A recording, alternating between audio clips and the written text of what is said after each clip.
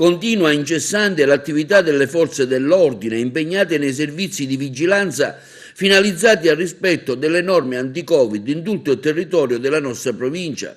A comunicarlo è la prefettura di Agrigento attraverso un suo comunicato stampa che afferma come a seguito dell'istituzione con ordinanze regionali di altre 2 zone rosse nei comuni di Palma di Montechiaro e Sciacca, oltre che quello in Raffadali, sono stati previsti ulteriori e mirati servizi in quei territori alla fine di attuare controlli capillari nelle strade di accesso e all'interno dei centri urbani dove la circolazione delle persone è fortemente limitata e la gran parte delle attività sono sospese. Per la pianificazione di tali servizi il prefetto di Agrigento, Maria Rita Cocciufa, ha proceduto nella giornata di ieri e di oggi 2 riunioni del Comitato Provinciale per l'Ordine e la Sicurezza Pubblica, con la partecipazione, oltre che dei vertici provinciali delle forze di polizia,